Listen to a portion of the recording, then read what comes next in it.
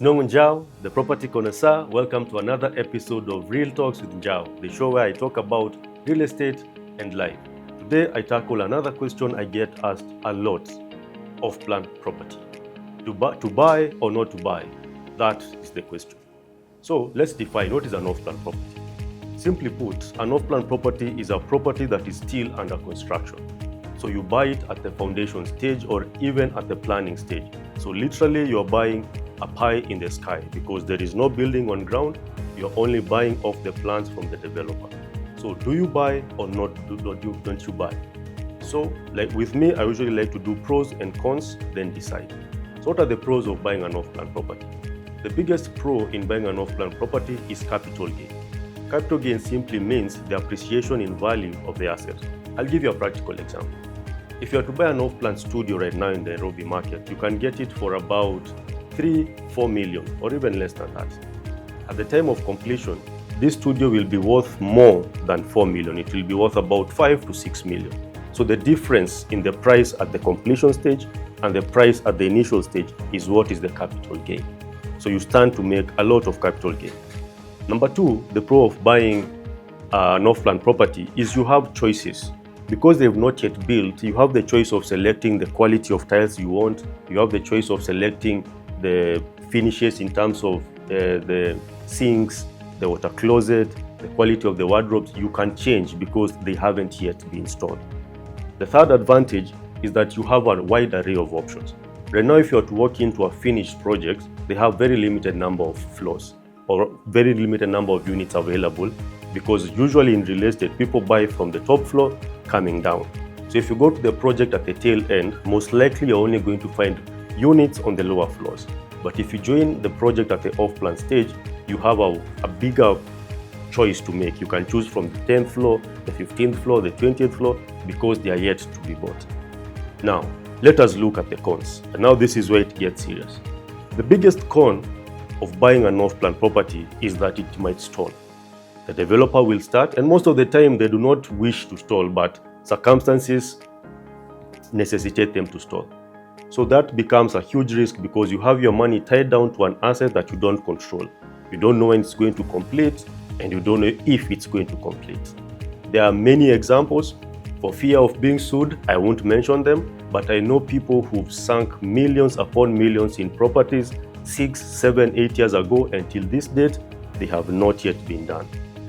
The other con of buying an off-plan property is the delayed completion timeline. A developer will tell you, I'm building in 2 years. 2 years later, he's 60% complete. And what does that? Your capital is basically imelala too. Because initially, when he gave you a 2-year timeline, you knew by year 3, you'll be earning rent. So any day, any month they delay is lost revenue for you. Number 3, and this one is also a big con when it comes to off-plan property, most developers do a really nice show house. They go hard on the show house, and that is the basis upon which they sell the house to you, and you fall in love with the show house. But now, when the final product comes out, there is a significant mismatch. You find that they diluted the quality of the tiles, they diluted the quality of the wardrobes, and then you feel shortchanged, but there is really nothing much you can do. In developed markets like Dubai, buying off-plan is very secure because the government is heavily involved. You don't pay the money directly to the developer, you pay it to an escrow account. So in the event the developer stalls, all the government will do is return the money that you've paid for. I'll talk about the difference between off-plan here and in developed markets at a later episode. So what is my take in all this? I'll tell you what a long-term client of mine told me. Trust your gut.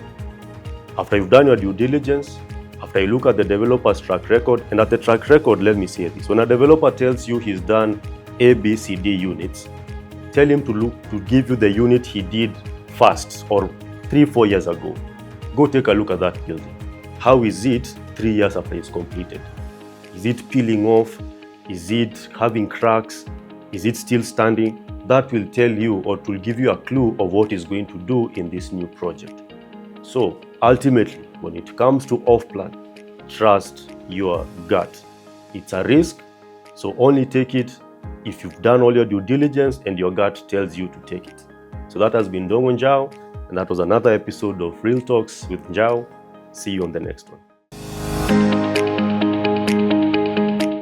It's Nongo Njao, the property connoisseur, and I want to plug you on something new. You know me, I'm Kenyan and I'm proud to be Kenyan through and through. So these videos that you're seeing, I've been shooting them courtesy of a new app called Talk. It's a new Kenyan-made social media that wants to promote local content creators to make sure that they get value for their content. So to get on Talk, just go to your browser, type app.urbantalk.ke, create an account and even download the app, push your content there, and let's build our own app. Ama vipi watu wangu. So Talk is the app, Kenyan-made social media. Thank you.